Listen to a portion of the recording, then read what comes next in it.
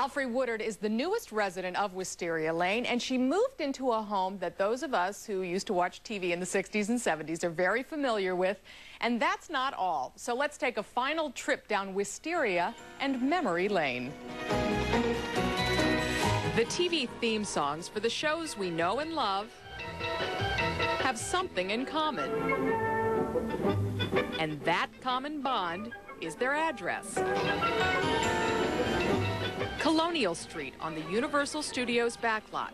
Of course, you and everybody else now know it as Wisteria Lane. And they've shot tons of movies here over the years. That this was the street from The Burbs, you know, the Tom Hanks movie, and it's got a great history. Native Toledoan and consulting producer for Desperate Housewives, Chris Black, shows me around Wisteria Lane, which is intentionally a mishmash of styles and designs. And the architecture on all the houses is so sort of different that you can make, you basically can choose, you know, whichever one you want to use for your purpose, for whether it's Cape Coddy or sort of California ranch. New neighbor Betty Applewhite, played by Alfre Woodard, lives where the Munsters called home.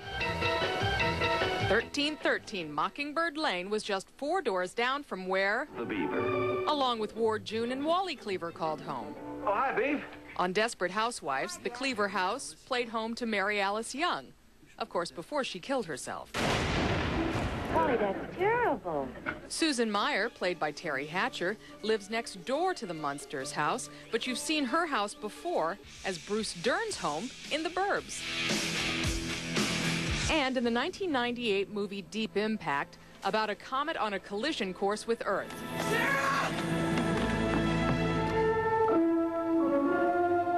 In the movie Harvey, you may not have seen Jimmy Stewart's giant rabbit friend, but you did see his house in the 1950 film.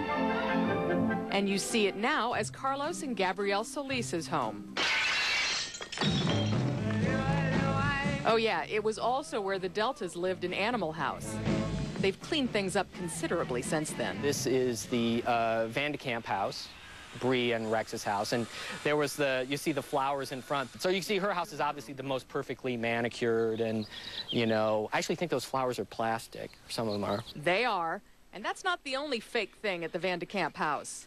And you can see when you come in, it's the ladies' room.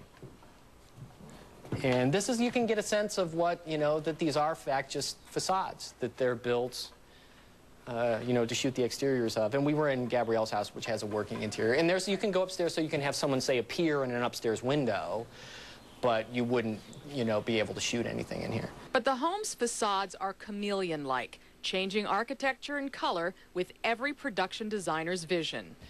And this is the Scavo house, Lynette and Tom's house, which you can see the little kids' playhouse in the side yard there. The Scavo house also appeared in the movie Deep Impact, and before that, it was Ronald Reagan's house in Bedtime for Bonzo. And this is Mike's house. Mike Delfino's home also showed up in other TV shows, like Providence, and again, The Burbs. Years ago, when I worked on Weird Science, there used to be there was a church here at the end of the street. This was this whole little cul-de-sac, and there's still some of them left here on the right. There was a whole little cul-de-sac of little, kind of quaint little storefronts, little mom-and-pop shops where you could dress the windows and make it a shoe store. And we shot some stuff here when I worked on Weird Science, and then later when I worked on Sliders.